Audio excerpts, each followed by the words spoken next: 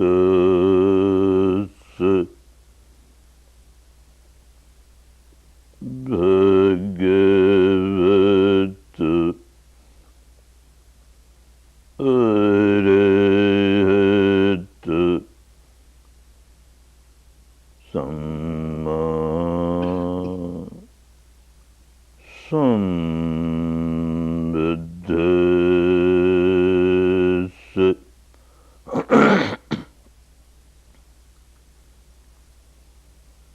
Namo tassa bhagavata arahata samma sambuddhassa. Namo tassa bhagavata arahata samma sambuddhassa.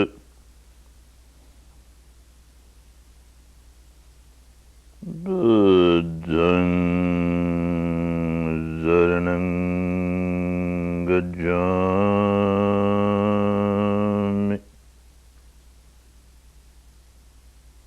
Dhammam saranam gacchāmi, Sangham saranam gacchāmi, Imāya dhammāna dhamma paripaddhya buddhaṃ pujāmi, Dhammaṃ pujāmi, Sangham pujāmi.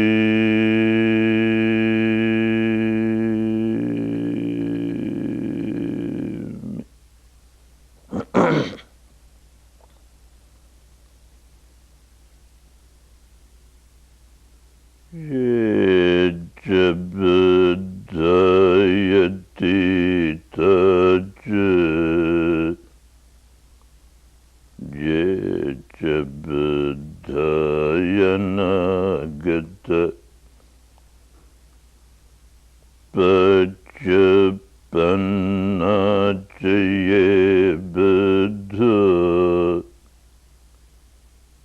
aham bandami zavada, yeca dhammayati taca, yeca dhammayanagata, paccapannaca ye dhamma, aham bandami zavada, yeca sanghayati taca, yeca sanghayana-gata, paccapannaca ye sangha, aham bandami zavada.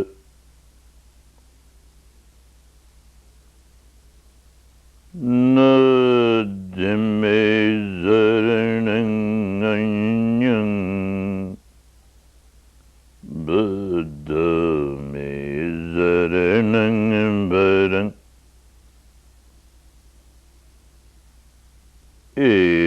Etin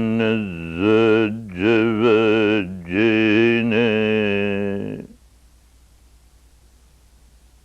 Bhavatume Jayamangalam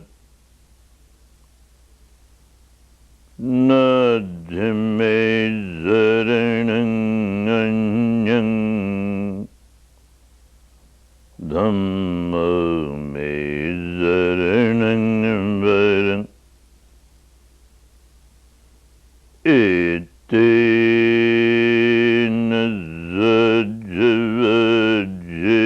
Zajavajene Bhavatute Jayamangalam Nadhime Zaranang Anyang Sangha Me Zaranang Varan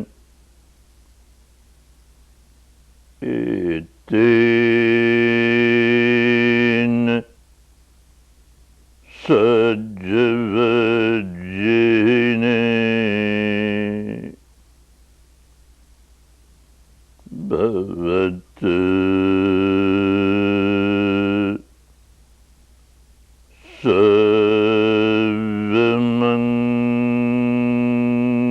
Savamangalam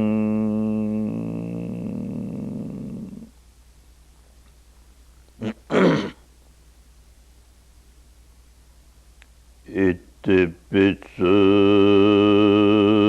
Bhagava Arahant Sammasambuddha Vidya Charanasambanna Sugata Lokavidu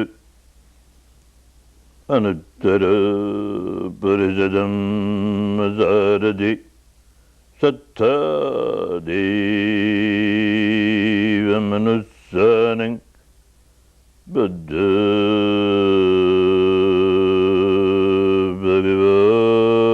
Bhagavati Sakkadu Bhagavata Dhamma Sandiddiga Akaliga Ehipassiga Abhaneyiga Pachatang Vedidabha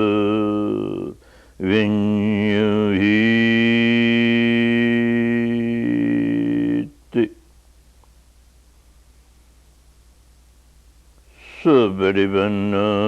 Sabarivanam Bhagavata Zavagasanga Ujjabarivanam Bhagavata Zavagasanga Nyayabarivanam Bhagavata Zavagasanga Swamijibarivanam Bhagavata Zavagasanga Yadidang Jaddari Parijayugani Addaparijabhagara Eza Bhagavata Zavagasanga Paneya Paneya Dagineya Anjali Karaniya Anuddarang Punyaketang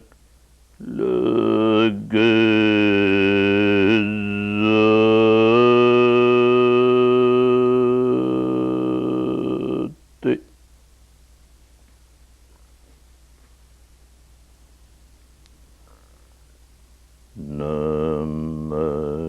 Namaskar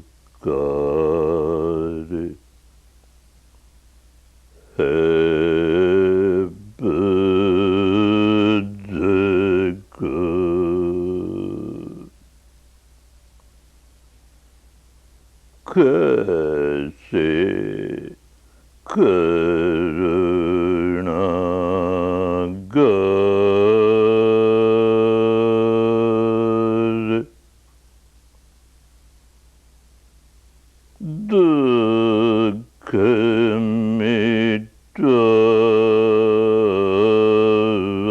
Dukhamitavane Patadiya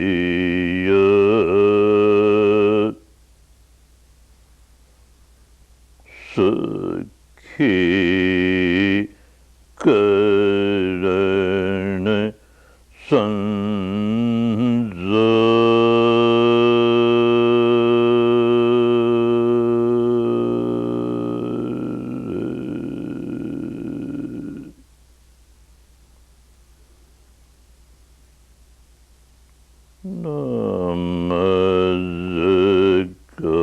Namazakari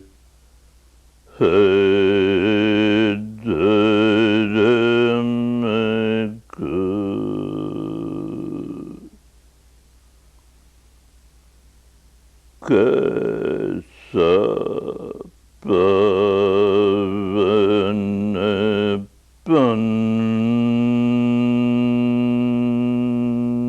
Kasapavanapantu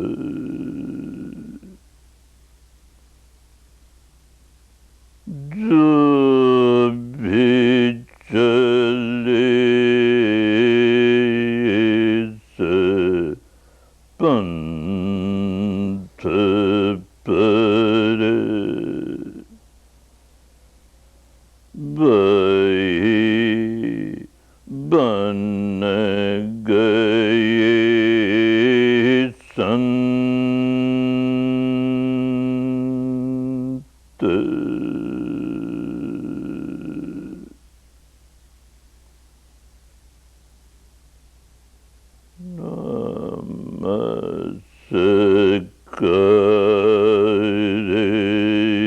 Namaskare Sangha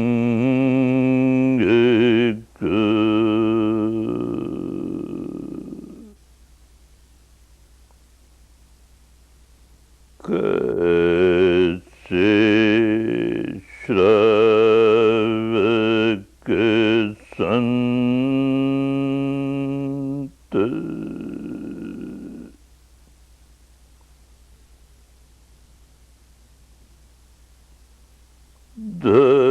Dharma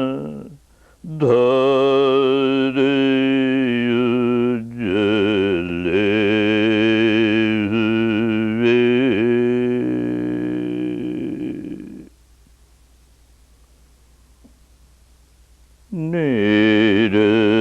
Nirmala Suvi Badanta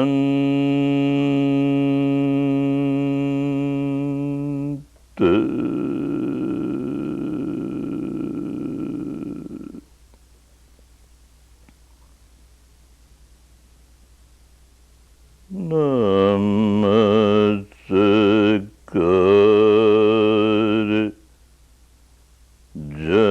Janani Janaka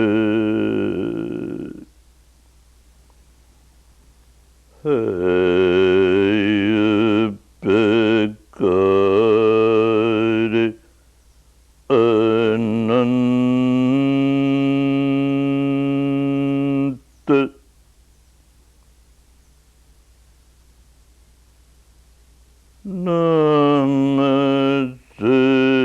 Namaskar Arihanta Sabha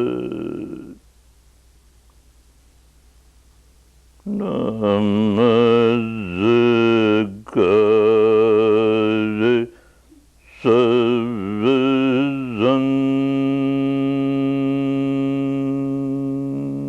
Sarvazanta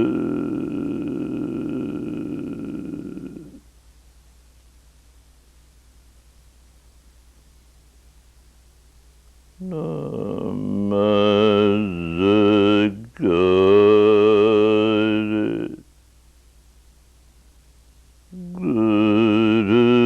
Gurudev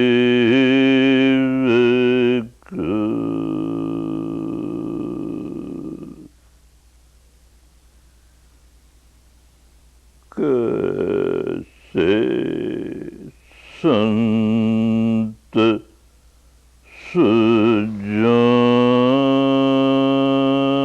sujane kitne karuna chitte se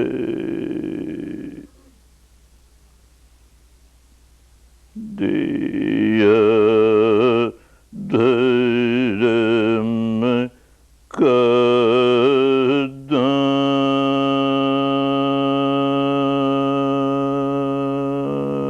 kadan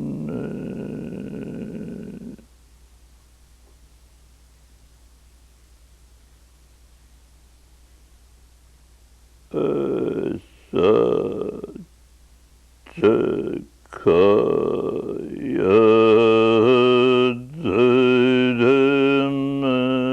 dharamarasa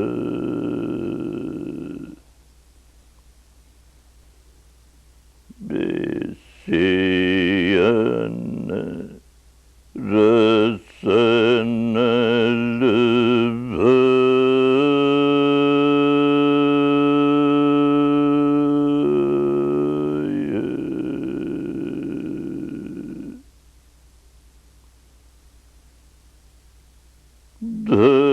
dharam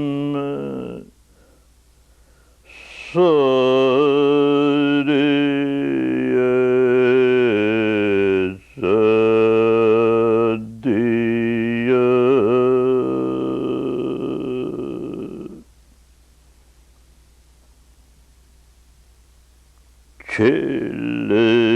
chelaki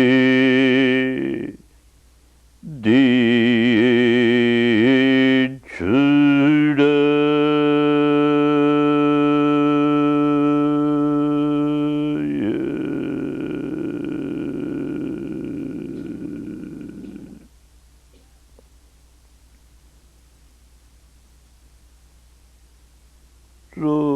Ram Ram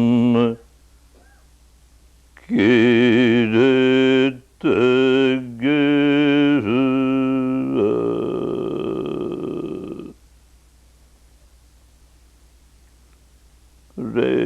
Renana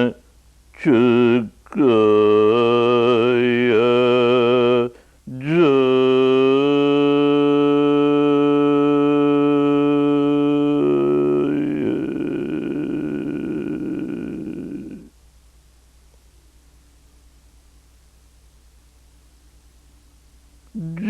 Jiva Jivana dharamaka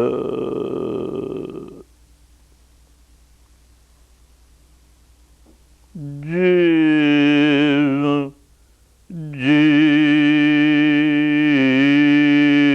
Jivana dharamaka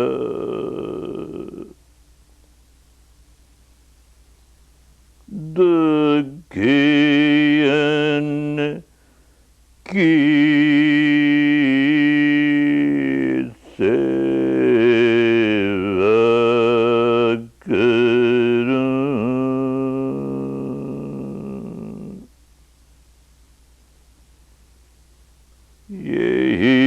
yehi ek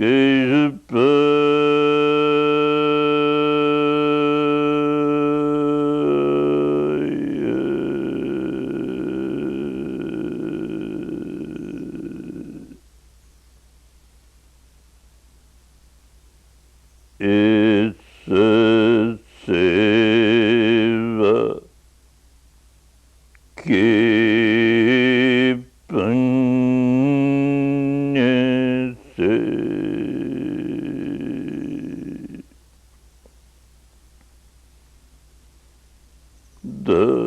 dharam ujagare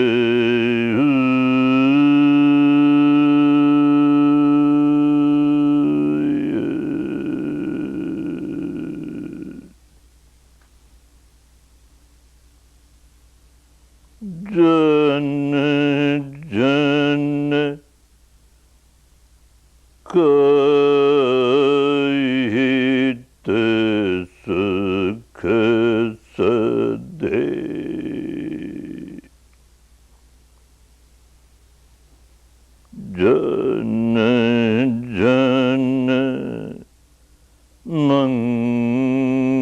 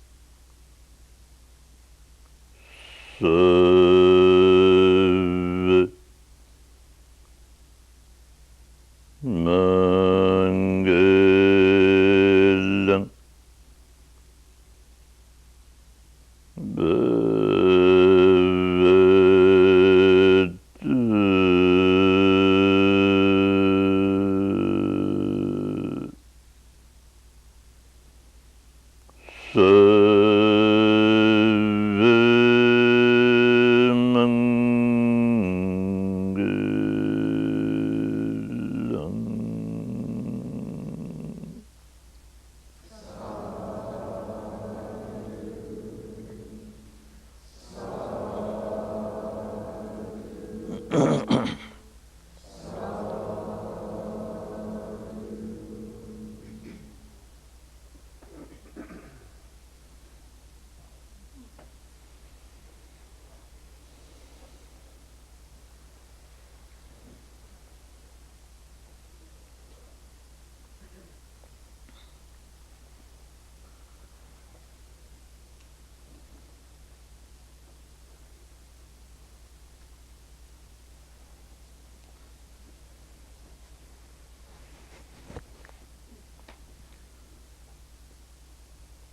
Covering one day after the other,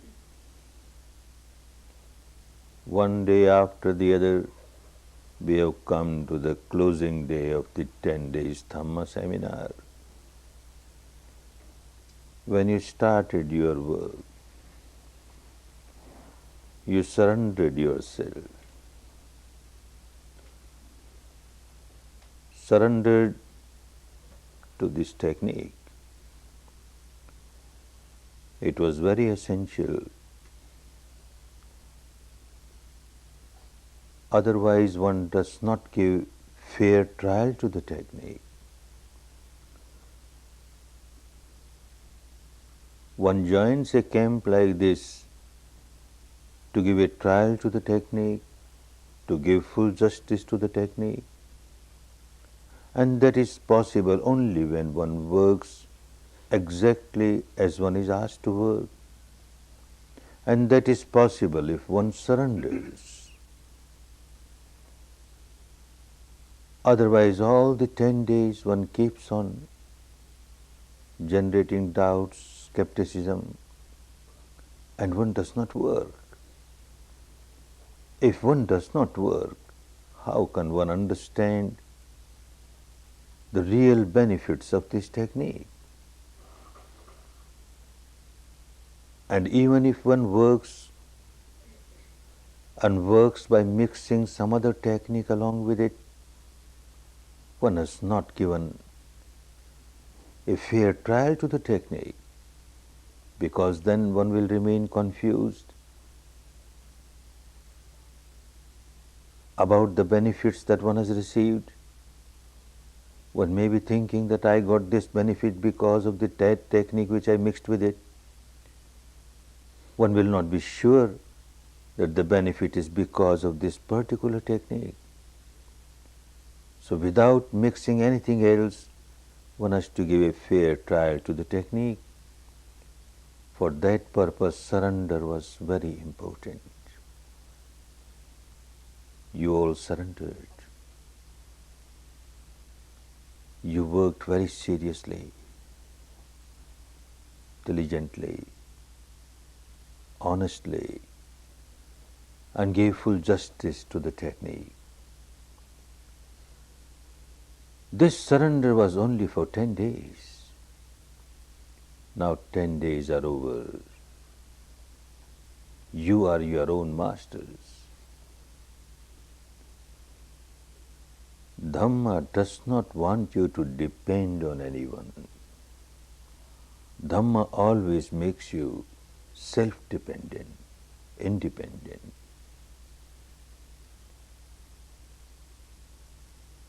Having given the trial to the technique, going back home,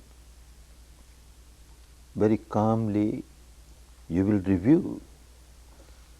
Review as to what you learned here these 10 days. Whatever you have learned here, if you find that it is logical, pragmatic, reasonable, then only accept it. A human being is a rational being. A human being should not accept things which are not acceptable even to normal intelligence. If you find it is pragmatic, then only accept. But this is not the only yardstick to measure the quality of the technique. Another yardstick.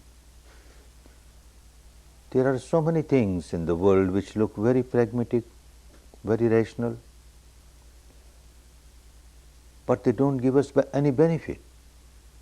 Another yardstick, if I practice this, if I continue to practice this, is it going to give me any benefit? Real benefit?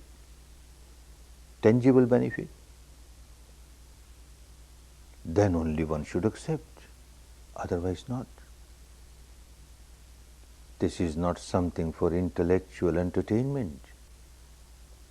It must give real benefit in life by practicing it. Not only these two, one more yardstick to measure the quality of the technique of meditation. The third yardstick. It looks very logical. If I practice, certainly it will give me benefit. It has given benefit for these 10 days. But by practicing it, will any being be harmed? Will it prove harmful to others? If so, not good. By practicing it, will it also be beneficial to other beings?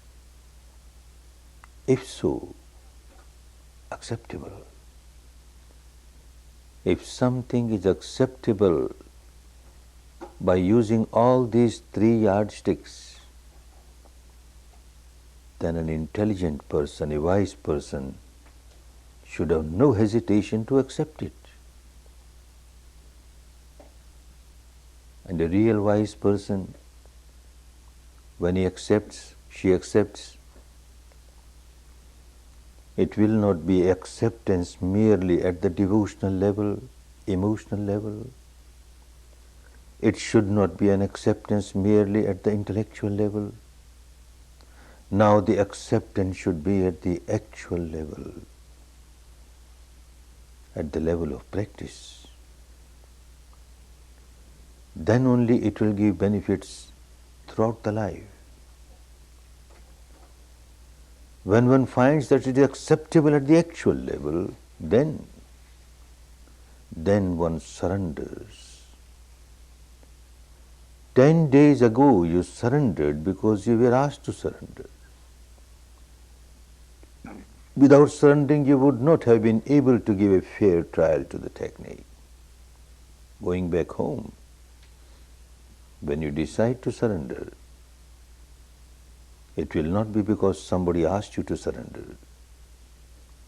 It will be with your own free will. Now you have understood. This is the path for me. This is the practice for me. It is so universal, so scientific, so logical, and so result oriented. I have to live this life. So I surrender to Dhamma, not with a time limit. Now the surrender will be with a free will, and it will be for the whole life. Whole life I have to live in Dhamma. Dhamma has to become a part of my life.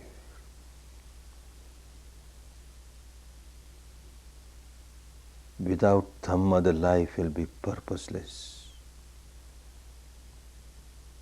The life of a human being is a real life of human being if one applies Dhamma in life, practices Dhamma. So one surrenders and tries to live the life of Dhamma, life of Sila, morality, life of Samadhi, developing mastery over the mind, life of Panya, developing one's own wisdom to purify the mind, life of Metta, Karuna, love, compassion, goodwill for all others. One has to live this life. Dhamma is Dhamma only when it is applied in life. A Dhamma of scripture is not Dhamma. A Dhamma in the discourses of the teacher is no Dhamma. The literal meaning of the word Dhamma is Dhareti ti Dhamma. When you apply it, because you apply it, so it is Dhamma. If it is not applied in life, if one does not practice Dhamma, one may keep on playing emotional games, devotional games, intellectual games. Throughout the life, one will not get any benefit. It will be mere waste of time, waste of life. The practical aspect of Dhamma, this alone gives benefit. And you attended this 10 days course to learn the practical aspect of Dhamma. How to apply Dhamma in life. This is what you had been doing last 10 days. From morning 4, 4:30 till night 9, 9:30, you are working, very scrupulously living the life of Sila, very diligently practicing Samadhi, and very wisely developing your Panya and purifying your mind. All practical. If it was only an intellectual game, then not necessary to join a 10 days prison like this. Not necessary. You could have listened to Dhamma discourses on an audio tape or on a videotape, just staying at your home. Why spend 10 days? Because to learn how to practice it. It is the practical part of Dhamma which is very important. Of course, every evening there used to be discourse, Dhamma talk for about an hour or so. This was not for intellectual entertainment. This was not to prove the superiority of this particular sect or that particular belief, nothing doing. The Dhamma talk was to explain the technique, how you should practice, and why you should practice in this particular way, just to understand that.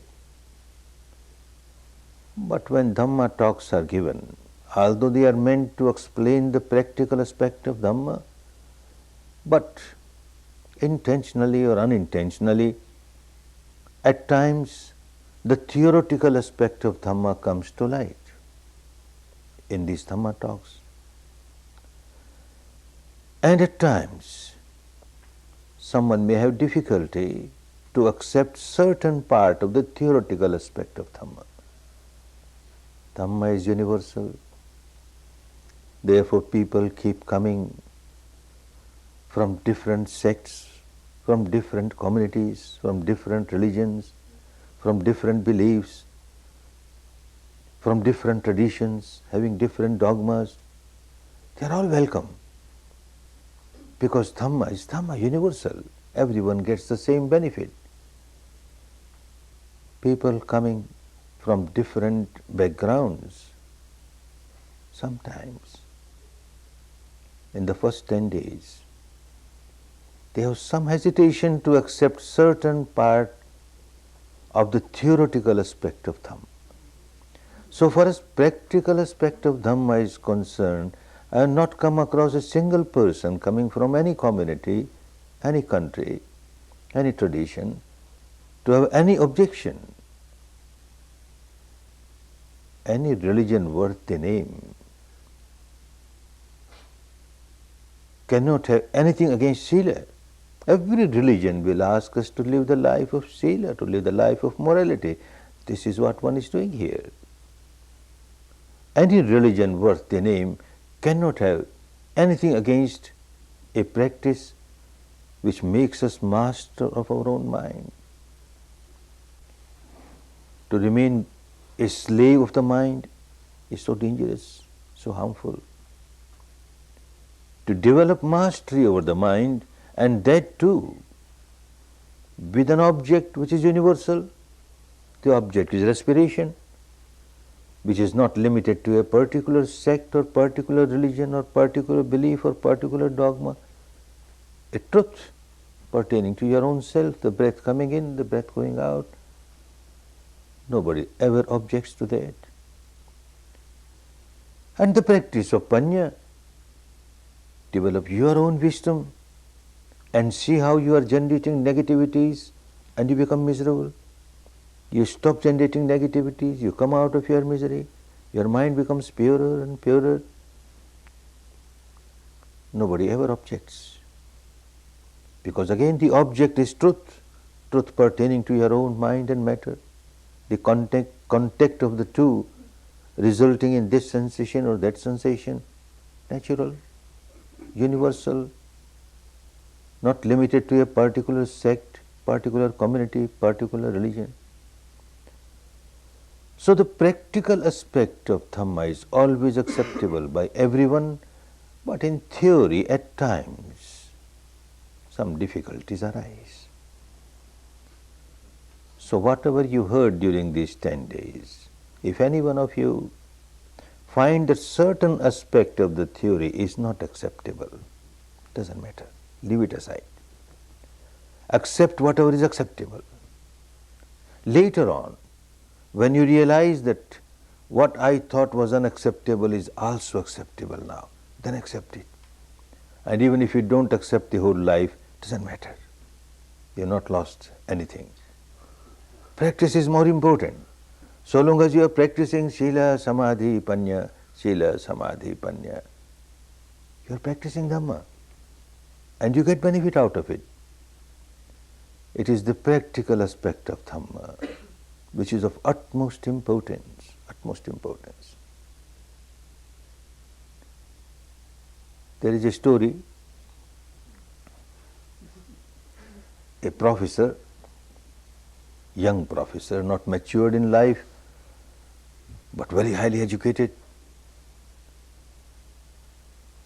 number of alphabets after his name.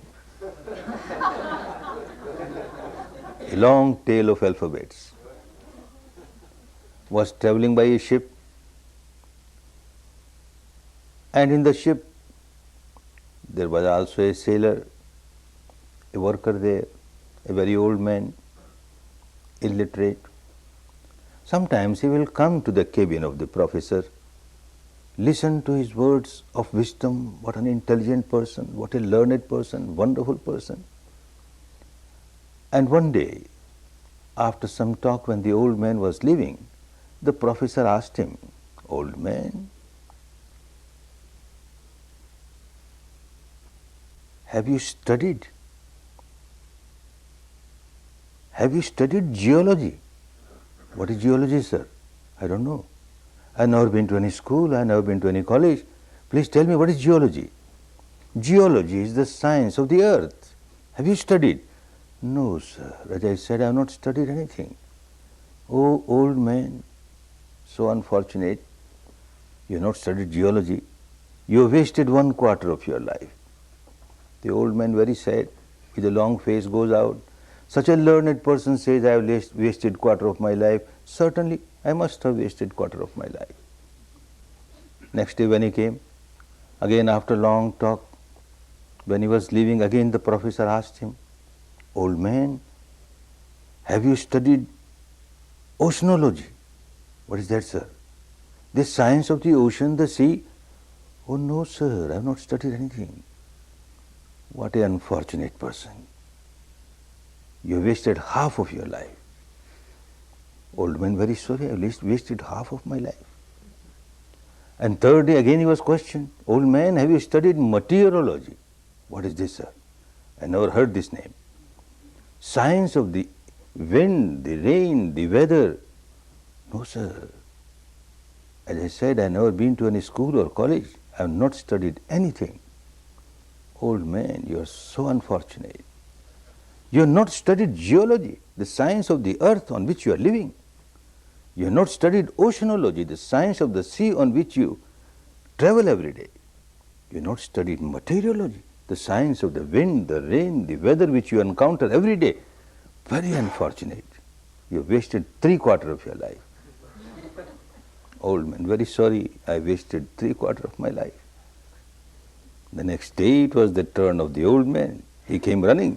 Professor, sir, have you studied swimology?" "What swimology? Can you swim, sir?" "Oh no, old man, I can't swim." "I am so sorry, Professor, sir. You have wasted all your life. There is a shipwreck now, and this ship is going to sink. Those who can swim, they will reach the shore there. Those who can't swim, I am so sorry for you."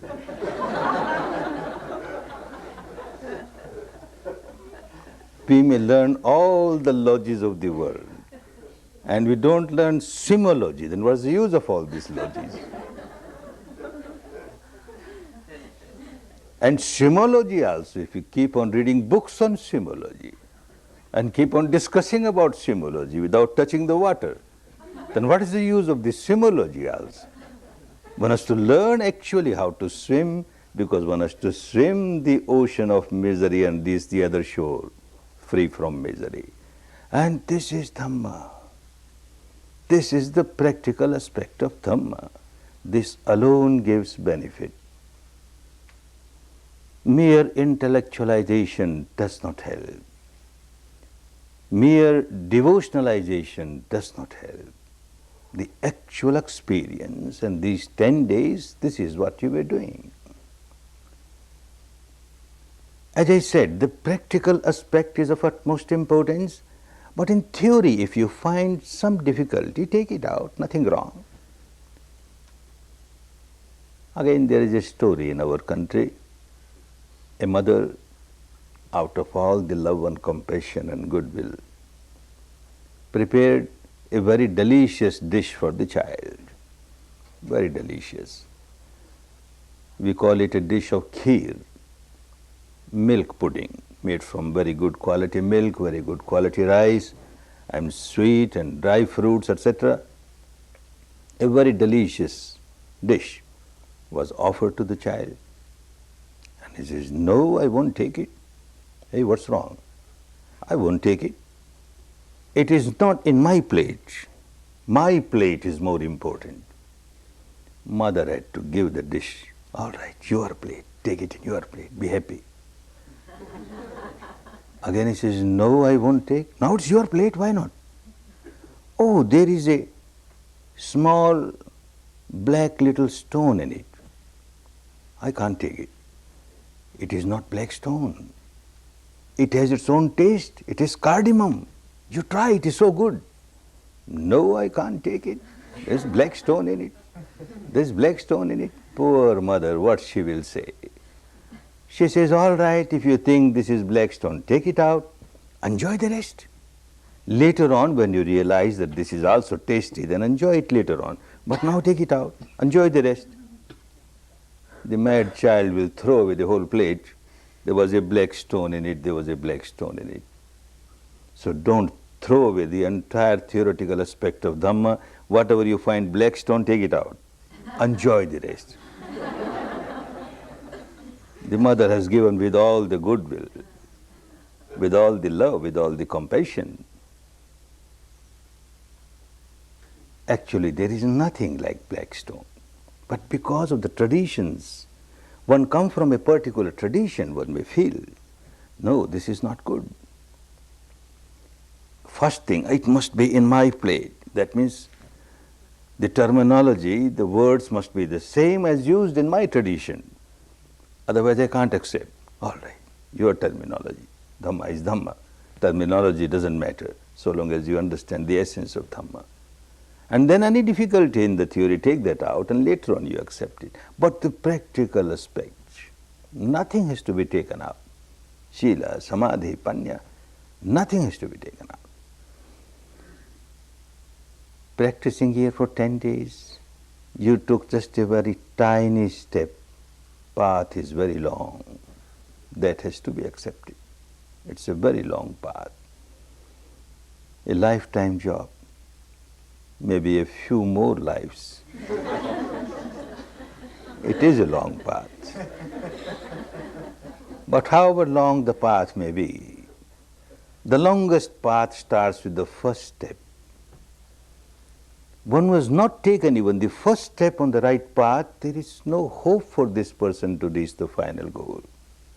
One was taken even one step on the path, there is every hope this person will take the second step, the third step, and like this step by step, will cover the entire path and reach the goal. You are fortunate, you have taken the first step on the path. And I am sure step by step, you will keep on marching on the path and reach the final goal. First step is a very tiny step, but very valuable step, very valuable. I don't devalue what you practiced here, but the fact has to be accepted that this is a very tiny step on the path and path is very long. It is like you have planted a seed planted in a very fertile soil. The soil is fertile, there is no doubt about that, otherwise it would not have come to take seed here. You have your own paramis of the past which brought you here. The seed is planted. However good quality the seed may be, however fertile the land may be, yet if proper service is not given to this plant, this seed, one does not get fruits. A small little plant has sprouted out of this seed during these 10 days, and now you have to serve it. Like an experienced gardener gives all service to small nursery. This is a small nursery now. You have to keep a fence around it so that a cattle may not come and eat it away. You have to give proper water at proper time, proper sunshade, proper sun at proper time, so that it grows. It grows, it grows. It will grow in a huge tree with thick trunk, deep roots. then it will not require any service. No gardener takes care of a huge tree with thick roots, deep roots and thick trunk. Not necessary. On the other hand, this very tree, which took so much service, starts giving us now. Whatever it produces for us. All the flowers, the fruits, the shade, everything is for us, for us. Similarly, this tiny little plant of Dhamma, which has sprouted out during these 10 days, you have to take great care of it at the initial stage. You have to keep a fence around it so that the cattle may not come and eat it away. You have to give proper water at proper time. All the service necessary. And when it grows into a huge tree, then no service necessary. It will start serving you in every aspect, every way. What fence? Which cattle will come and eat it away? Going back home, you will meet your relatives, your friends, members of your community, of your society, and certainly out of inquisitiveness they ask you where you went, what you did. And Dhamma is your open book, no secrecy. You will tell, I did this, I practiced this, I practiced this. And someone, a very confused person, will say, oh, but this is not our religion. This is not our religion. It is so dangerous to practice somebody else's religion.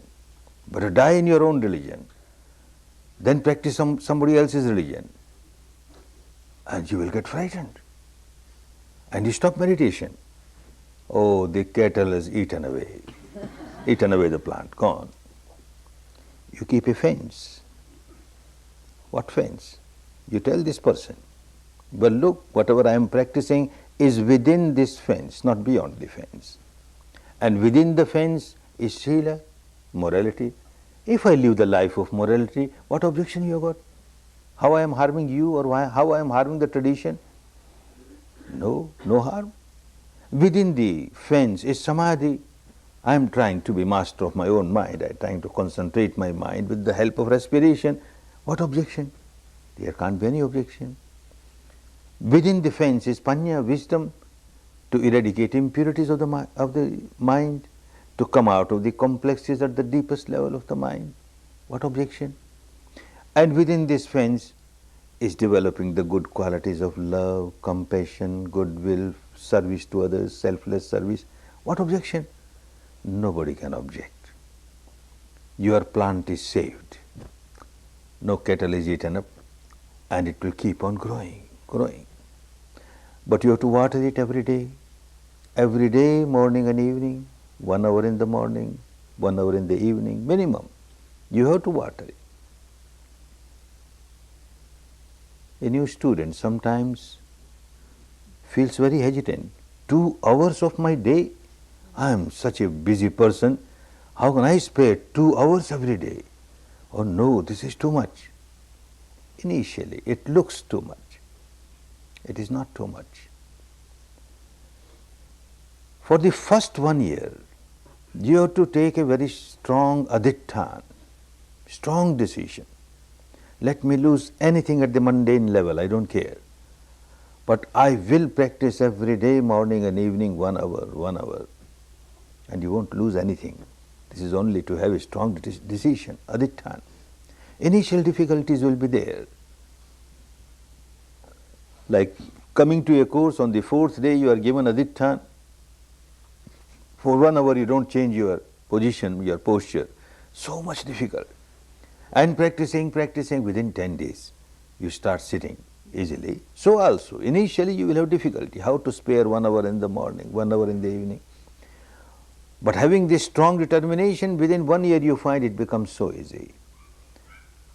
And after that it becomes so easy in life.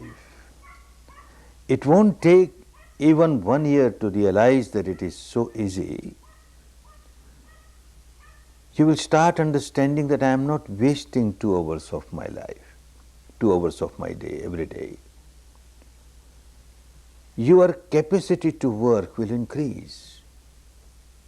Your time given to sleep will decrease. Those who are accustomed to sleep, say 8 hours every night, will now 7 hours, enough. Those who sleep 7 hours, they will find 6 hours, enough. Those who sleep 6 hours will find 5 hours, enough, not necessary.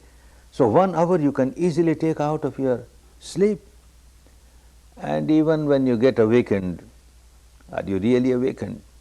Lying here lazy, lying there lazy, so much time is wasted in that. With a Vipassana, for a Vipassana meditator, every moment is so valuable. Can't afford to waste time. You will be active. As soon as you wake up, you are active with your responsibilities, with your daily responsibilities. And the capacity will certainly increase.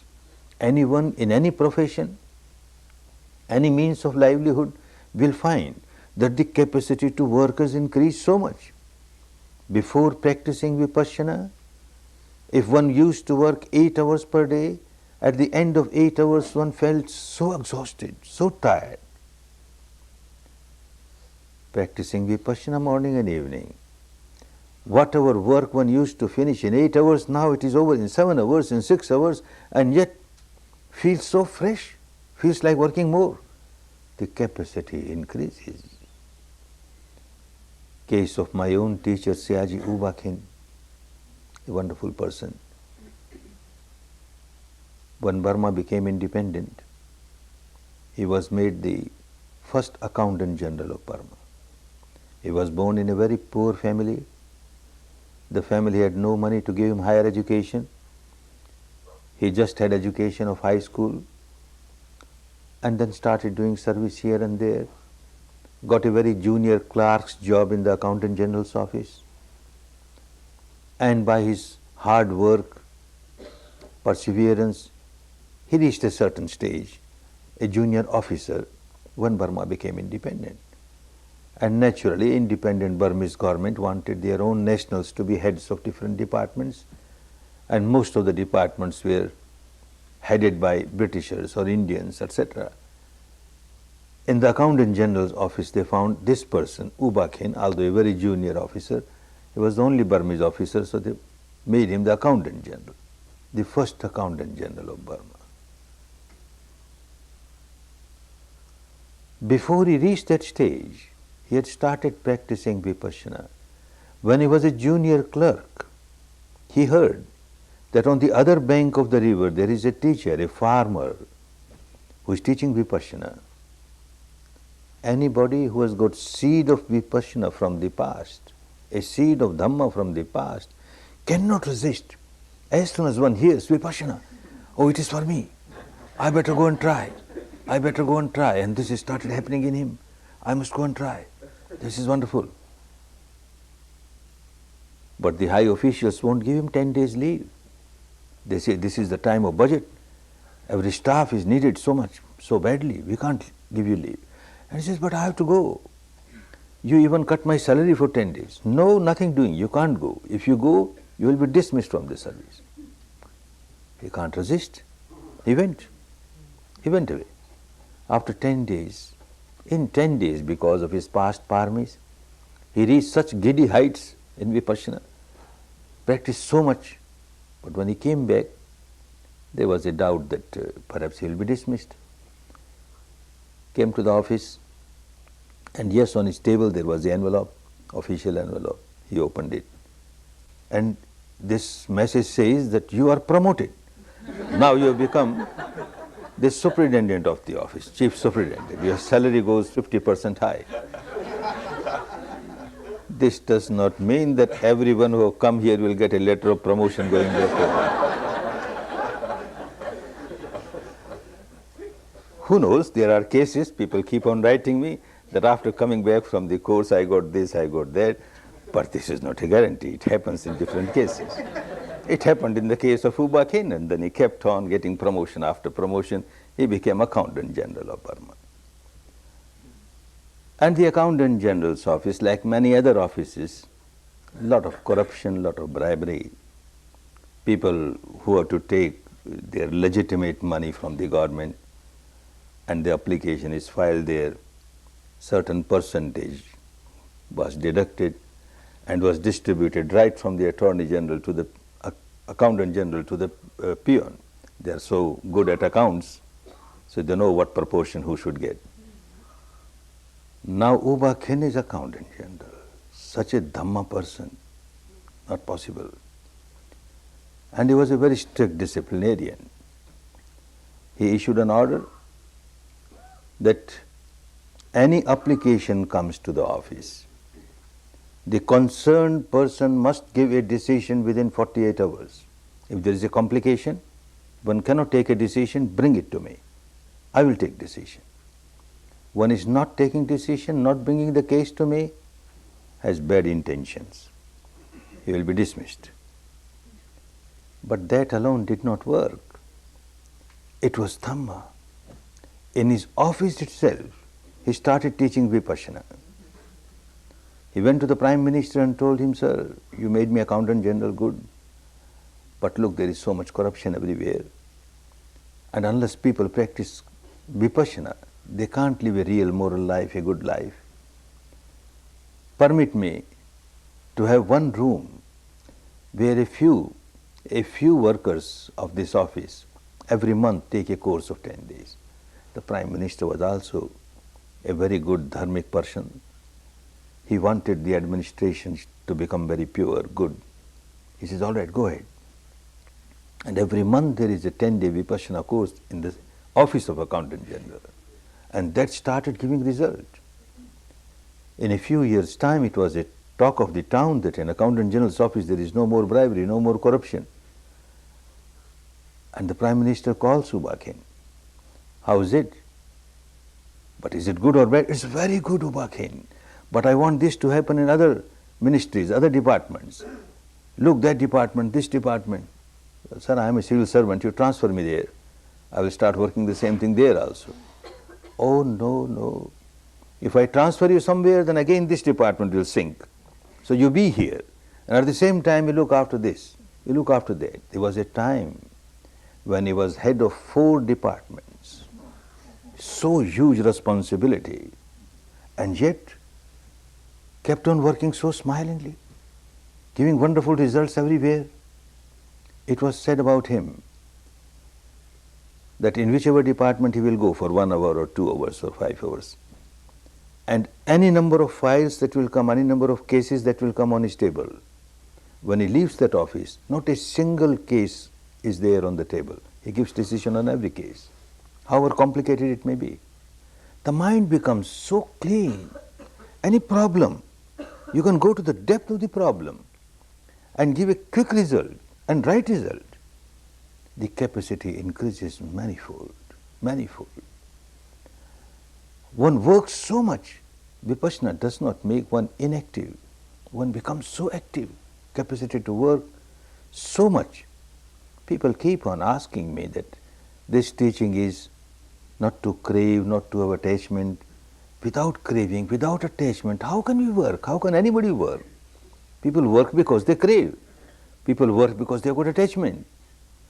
Oh, because you have not learned how to work in a detached way. When you are attached, you are so tense inside, you are so self-centered. I am working for me, for me, for me. And once you become detached, all tension goes away. Now you work. Although you work for your own livelihood, for those who depend on you to serve them, but then a bigger outlook is there. What am I working? I am working for others also. Look, so many people are getting benefited. So many people are getting... Your mind is not narrow now, it is so broad. Capacity to work increases. All the tensions go away. Mind is so clear, so tranquil. You make good decisions, right decisions, quick decisions. If this happened only in one person, Uba Khin, perhaps people will say that it was some miracle. It happens to so many. Students keep on writing me, my own experience is there, and students keep on writing me that when I have started practicing Vipassana every day, morning and evening, the results of my profession are coming so good. I live such a peaceful life, such a harmonious life, and I am so successful in my mundane life also. Dhamma is for both mundane as well as supramundane. Therefore, giving 1 hour in the morning and 1 hour in the evening, you are not wasting your time. For first year, all those who leave practicing Vipassana daily, they leave during the first year. Those who maintain for the first year, they maintain easily for the whole life. That is why I say have adhitthana, a strong determination. For 1 year, whatever happens, I will practice morning and evening. Any time that suits you, which is suitable to your daily program, stick to that. It will be helpful. Any place that suits you, stick to that.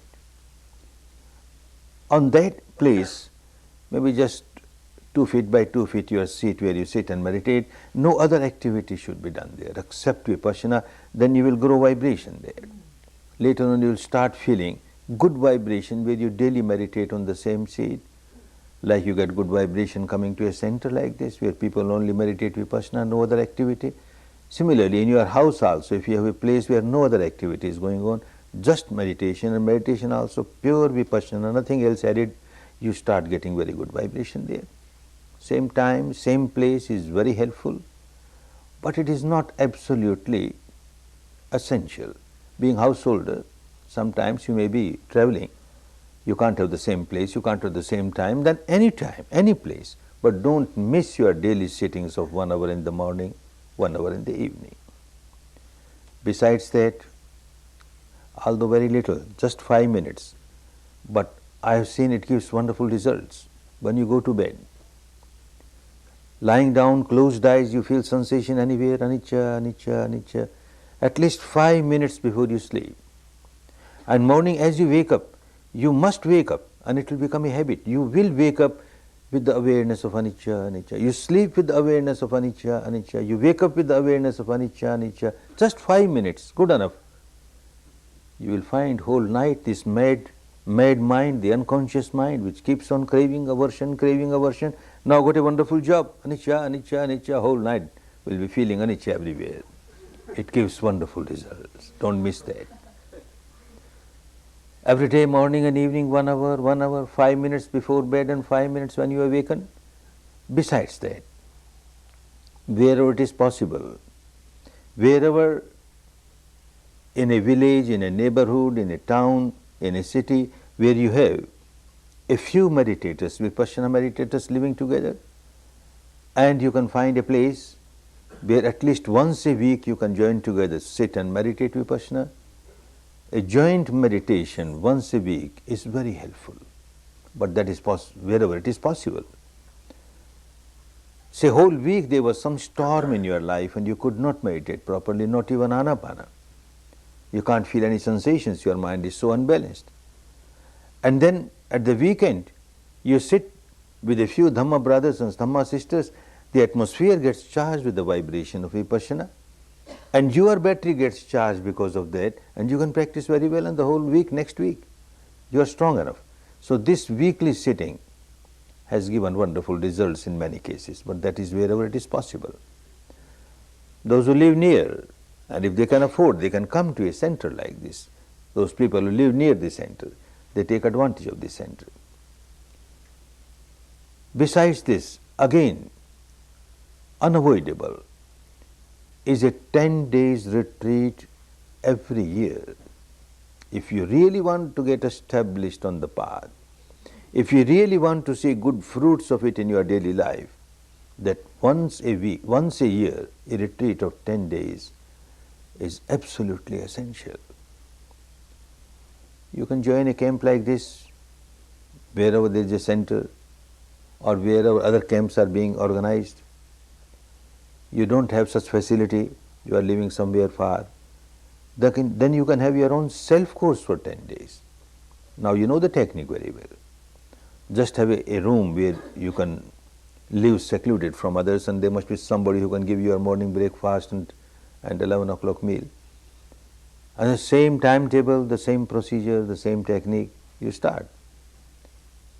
You take refuge in Triple Gem, take 8 precepts, observe them, and 3 to 3.5 days Anapana, and then Vipassana. If you Inform your teacher, your guide a few weeks ahead. Good. But if you are not informed, doesn't matter. After all, what the teacher does, even now a teacher or assistant teacher, when they ask you to sit in front of you, there is no hypnotism, nothing doing. What you learnt yesterday, metta, first they will practice the same as they ask you to practice.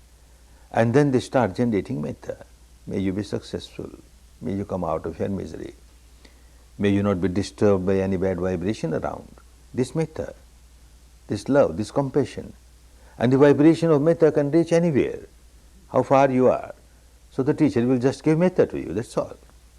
But even if you have not informed, you will be getting metta, because the law of nature is such. Law of nature is such. Every moment when you are generating a vibration of craving, aversion, ignorance, then all such vibrations in the world, you get tuned up with that. You start getting support from those vibrations, and your craving becomes stronger, your aversion becomes stronger, your ignorance becomes stronger, because you are tuned up with that kind of vibration. But when you practice Vipassana, you get moments when you generate vibrations which are anti-craving, anti-aversion, anti-ignorance. Then you get tuned up with such vibrations throughout the universe. The saints of the past or present, those who practice Vipassana, you get in contact with their vibration, and that vibration starts supporting you. The Dhamma starts helping, provided you work in Dhamma. If you don't practice properly, then you can't expect the results.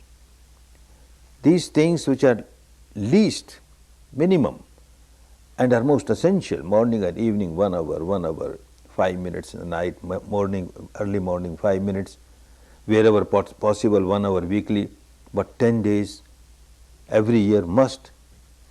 But more than that, if one gets more time, there is no restriction, more time. When you are busy with your daily responsibilities in your profession, in your livelihood, whole attention must be on your work. This is your anapana, this is your vipassana, all attention on your work, so that you get good result in your work, in your mundane field.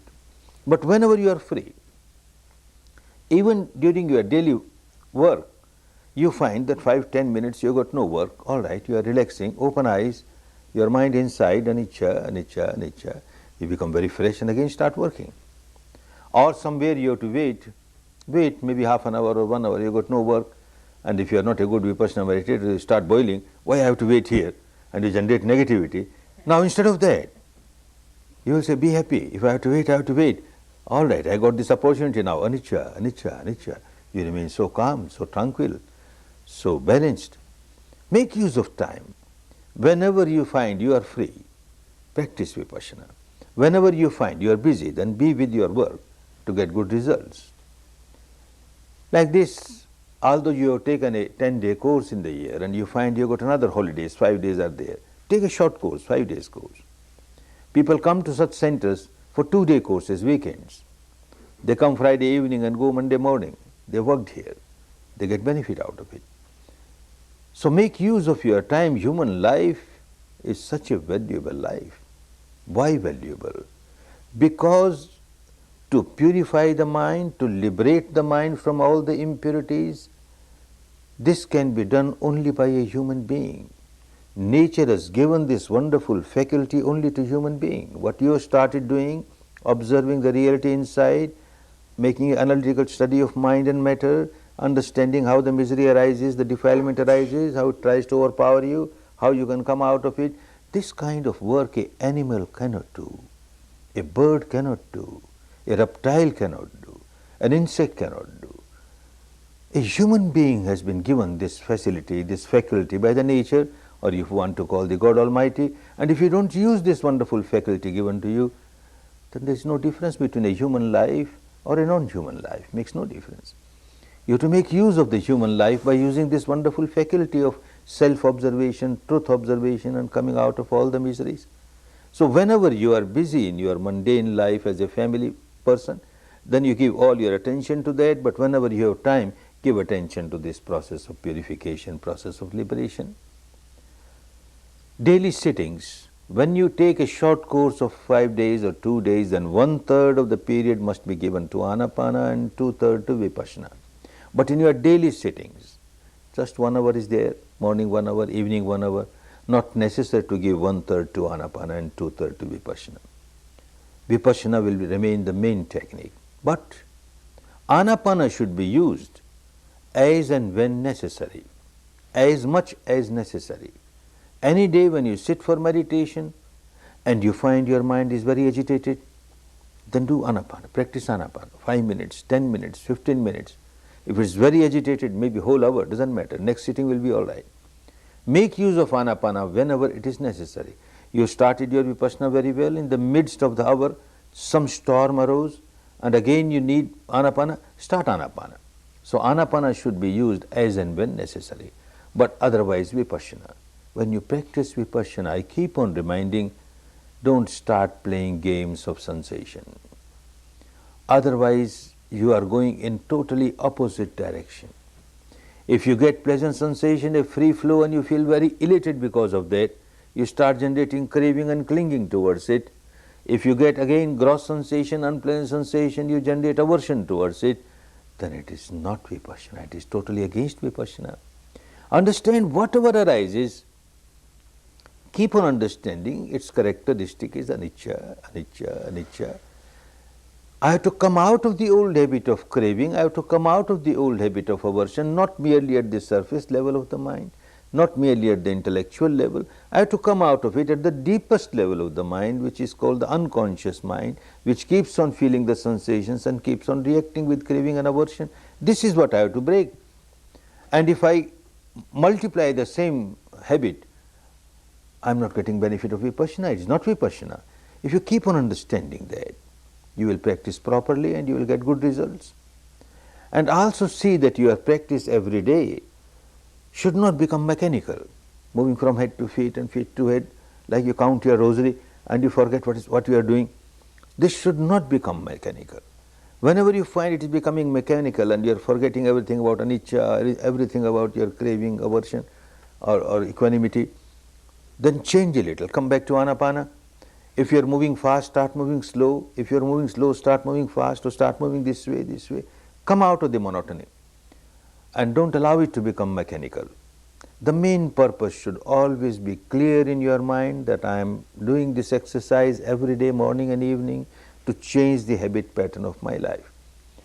When I remain slave of this habit pattern and I keep on generating craving, aversion, it's a big misery for me, very big misery.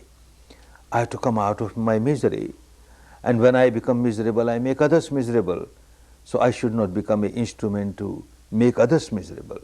So that point should be very clear, that I am practicing this not as a rite or a ritual or a religious ceremony, nothing doing. This is a mental exercise, as we do physical exercise to keep our body fit, sound, healthy, strong. So this is a mental exercise to keep the mind healthy, strong, sound. With this understanding, keep on practicing and get best fruits of Dhamma. A wonderful Dhamma, a wonderful technique you have got now. Make use of it and see that you not only retain it, you multiply, you grow in Dhamma, grow in Dhamma. There is a story back in our country. Last 10 days you have been hearing many stories, listening many stories. Perhaps your teacher is an addict of telling stories. And you are also getting addicted to listening to stories. So before we part, one more story. An old man in our country,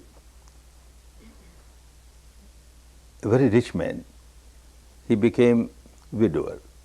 The old lady passed away.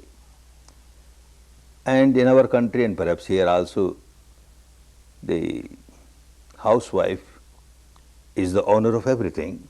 Money, jewelry, property, everything. She keeps the bunch of the key. Now the old lady has gone. And it was a joint family. He had 4 sons or 4 daughters-in-law. He can't give this bunch of key to everyone. He had to choose one. So he calls them, this bunch of key. It will be given to one who gets highest mark. I will examine you. What examine? He gave 5 grains of corn to each 5 grains, 5 grains. I will come after 4 years. You have to preserve these 5 grains. One who cannot take care of 5 grains, how can one take care of all the money, the jewelry, the granary, etc.? This is your examination. The old man went away. The eldest daughter-in-law thought, the old man has gone crazy. For 4 years, worried about those 5 grains, valueless 5 grains, better throw them away. When he comes, I take another 5 grains from the granary and give him, take your 5 grains. She threw away. The second one thought, yes, it is not good to worry about these 5 grains for 4 years. But who knows, these very 5 grains may have some wonderful powers, some magical powers, some miraculous powers. And after 4 years, he will say, all right, eat it. And as I eat it, I get this supernatural power, that supernatural power. I should not throw away. I better eat it now. And when he comes, I give another 5 grains. And she ate up. The third one, very eager to get the bunch of the key. So she kept those 5 grains in a room where she keeps the statues of her gods and goddesses, and every day she goes and inspects them. So she goes every day to inspect this 5 grain also. Took care of the 5 grains all the 4 years. The fourth one, she took the 5 grains, cleared the land behind the house and planted them. When time ripened, 5 plants came out with 100 grains each. And the next season, all those 500 grains were planted. And the next season, all the grains were planted. In 4 years, tons of grains. When the old man came, everyone had their own story. When he came to the fourth one, he said, they've increased, sir. Godowns are full. Bring some laborers to take them. Old man was very happy. This daughter has not only preserved 5 grains, she has multiplied. This old man has also given 5 grains of Dhamma. Not only preserve them, multiply. And I don't carry away with me the bunch of key, it is with you. As you keep on multiplying Dhamma, you are able to open the gateway of the kingdom of heaven within and enjoy.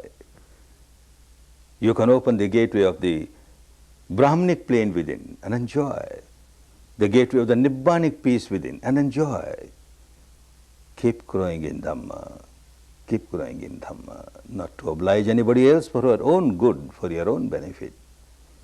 And also for the good and benefit of so many others. One little thing more, which I don't forget before closing the seminar. This is of my self-interest, and being born in a business family, the tinge of selfishness does not go. It is still there. What self-interest is there? There is a tradition, a belief in our country, and I have been hitting hard at many of the traditions, but I don't hit this particular tradition. I like it very much. The tradition is that if you learn any art, any technique from any teacher, and you don't give proper remuneration, we call it dakshina, guru dakshina, you don't give proper fees, proper remuneration, that technique will not work for you. I like this very much. This is wonderful. Everyone who comes to a course just to develop one's own parami, everyone gives some donation or the other, but that is for the coming students. That is for the facility of the coming students. What the teacher gets, and teacher must get something. A fat feast for the fat teacher. What fat feast for a fat teacher? Every day, morning and evening, when you meditate Vipassana, and at the end of your sitting, when you say, I share my merits with all, you may remember me. If you don't remember, it doesn't matter. When you say, well, all beings share my merits, may all beings be happy, this is one amongst all beings. And your metta will be coming to me. This is your feast. Every day, morning and evening, you don't give this feast, the technique will not work for you. Keep giving your feast, Dhamma is so wonderful, such an invaluable jewel. It is because of some very good fortune, because of some very good karma of the past that one gets pure Dhamma. Otherwise, in the name of Dhamma, all these sectarian things, rites, rituals, People remain involved in that whole life and they feel, I am a very religious person, I am a very religious person, when one does not have a trace of Dhamma. You are fortunate. You have Dhamma now. Make use of it. Keep growing in Dhamma. Keep growing in Dhamma for your good, for your benefit, and also for the good of and benefit of so many others, so many others. Before we close this Dhamma seminar, we better practice for a few minutes Metta Bhavana. Practice Metta Bhavana for a few minutes.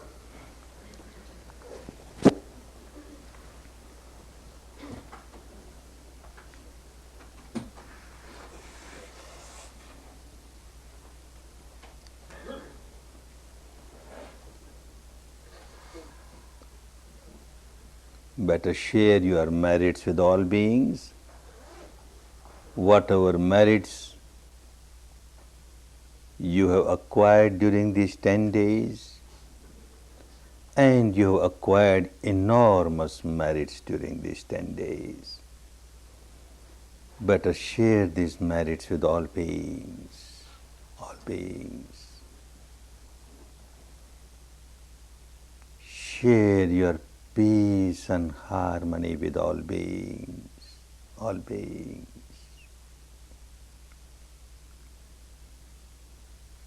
May all beings be happy. May all beings be peaceful. May all beings be liberated, liberated, liberated.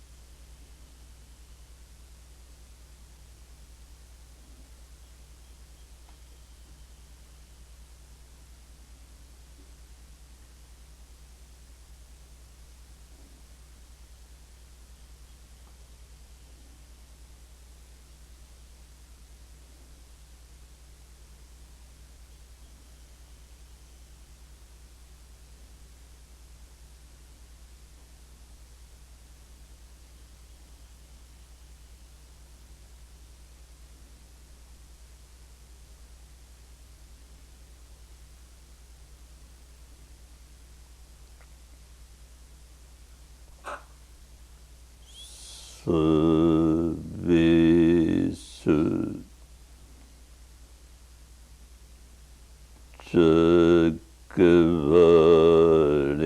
Chakavalesu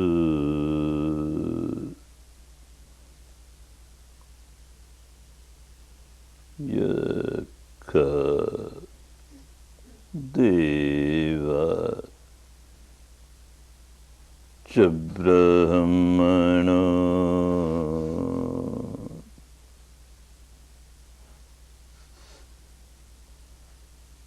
Yang Mehikatang Punyam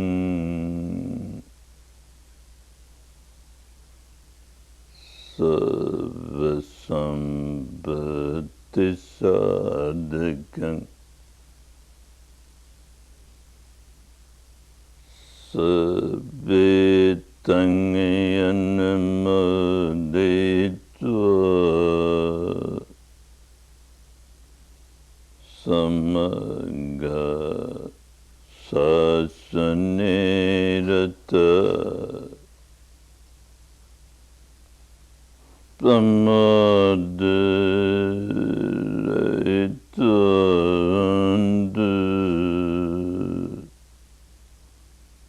Arakazu Vizezada Punyam Bhagamidang Janyam samanganda dhamakaridan anamadanda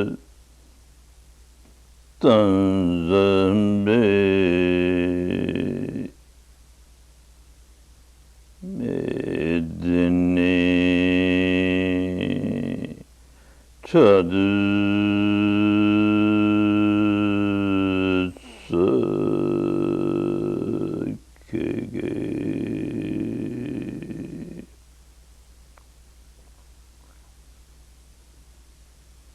medine chadu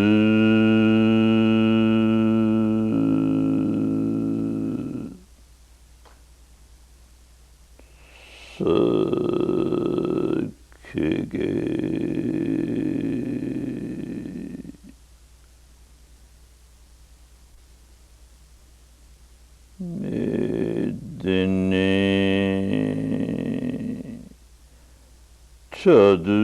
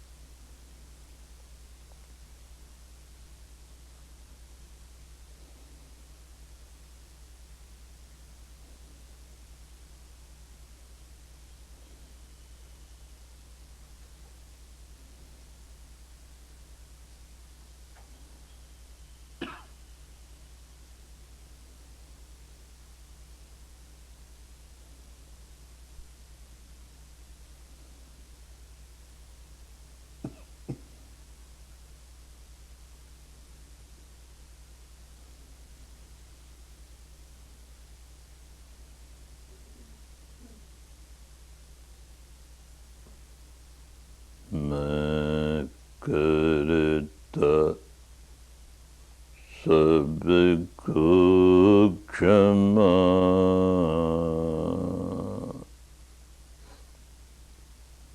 kare mujhe sabko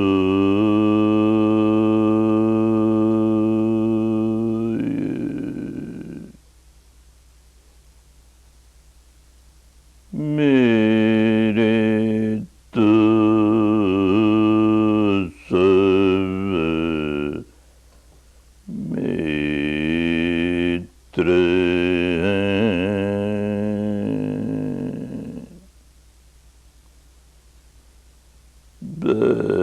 bari dekhe na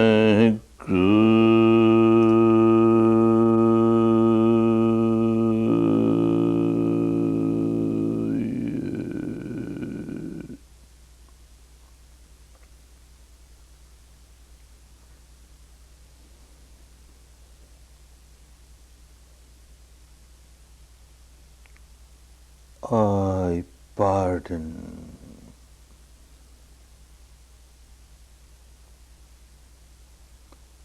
I pardon.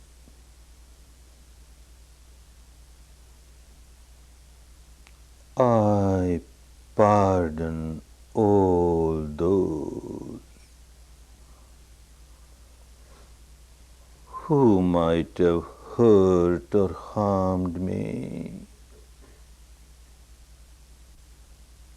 knowingly or unknowingly,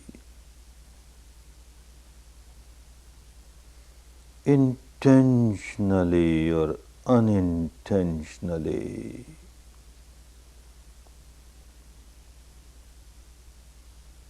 By their deeds of body,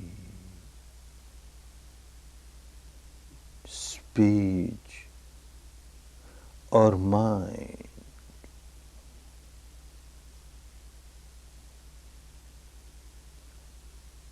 I seek pardon.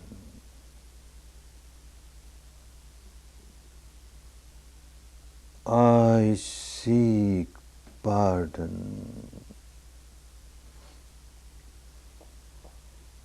I seek pardon from all those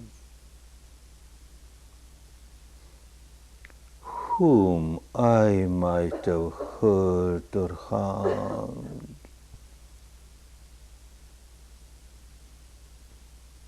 Knowingly or unknowingly.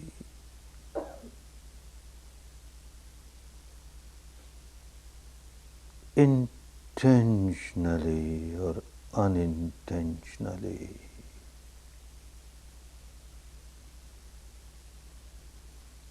By my deeds of body, speech, or mind.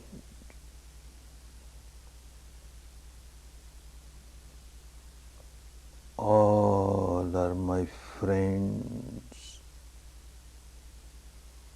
None is my enemy. All are my friends. None is my enemy.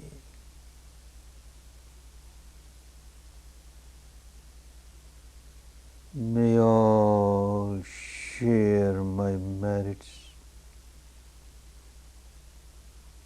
my peace, my harmony, my Dhamma.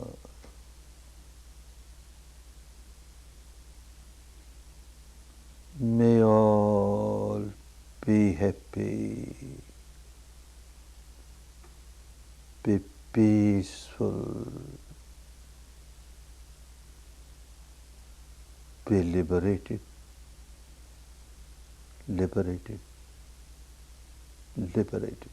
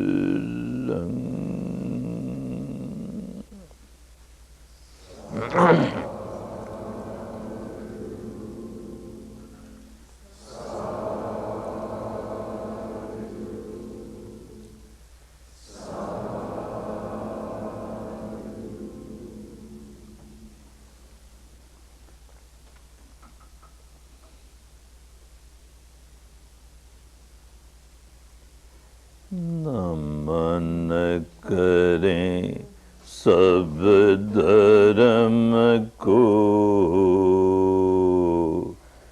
धर्म करे कल्याण, धर्म सदा रक्षा करे, धर्म बड़ा बलवान।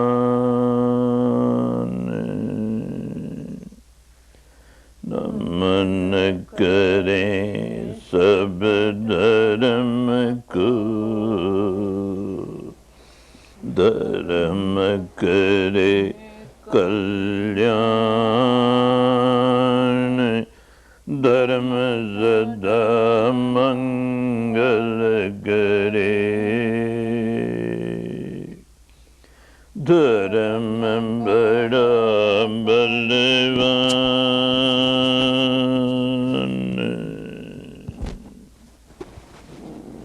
Sabrikamangale Sabrikamangale